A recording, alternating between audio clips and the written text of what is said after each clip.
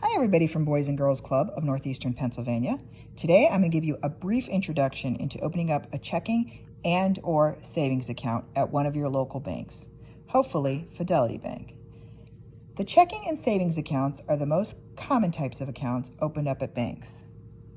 The primary purpose of a checking account is to hold money in a secure spot for a short period of time so that it's available when you need to pay bills and other expenses. Most people deposit or have their payroll checks directly deposited into a checking account. At Fidelity Bank, you have to be at least 18 to have a checking account by yourself or 16 with an adult. You can get a debit card at 16 if you are on a checking account with a parent or a legal guardian. In both situations, when you come into a bank, we will require at least one form of primary ID. And that's usually like a birth certificate or a driver's license or a passport.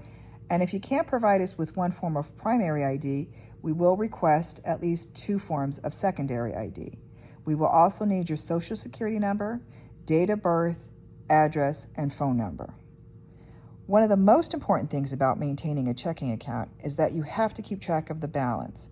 And basically that means you have to know how much you have in that account at all times.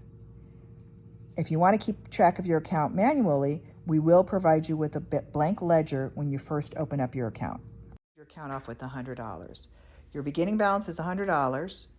You go to Dollar General, you make a $5 purchase. You subtract that out, leaving you $95. The next day you get gas for $40. Subtract that out, leaving you a balance of $55.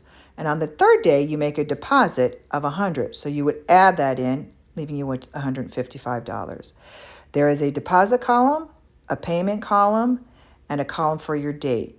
Always remember to carry your numbers over, either adding or subtracting them in, and leaving you a balance at the end of the day. Most people today prefer to keep track of their balances through our online banking services. It's very simple. You just go on our website and answer some security questions, and any information regarding to your accounts will pop up. It is attached to your social security number, and it is a secure website for your viewing only. Notice any transactions that occur are listed right there for your viewing and will automatically total with the balance at the top of the page.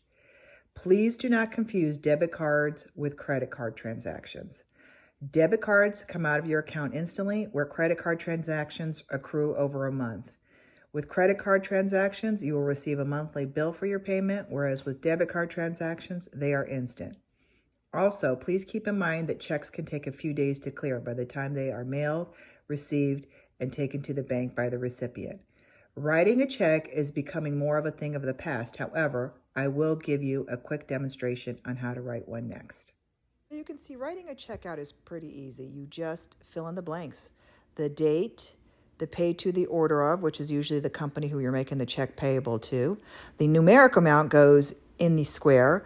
The written amount goes on the next line, and however many cents, over 100. And then you just fill in the rest of the line, leaving no room for alterations. You sign the check and you are done. And usually wherever you open your account can order the checks for you. Our most basic savings account is meant for just that, saving. For say a car or a house. It is preferred that you do not have a debit card attached to your savings account because there are federal regulations restricting usage and electronic activity on this type of account. This account is meant more for stashing money away for a rainy day or setting money aside for long-term goals. They also are mostly interest-bearing accounts, which means they can earn interest or make money. Like a checking account, you do need to keep track of the balance on this account also, and you can do so manually or online as well. In conclusion, I would like to say that there are several other accounts out there, and if you ever have any other questions regarding them, please feel free to stop in at one of our local branches, and any of our universal bankers would be more than happy to help you. However, I hope that this gives you a little bit of an understanding of how our two most popular accounts work. Thank you and have a great day.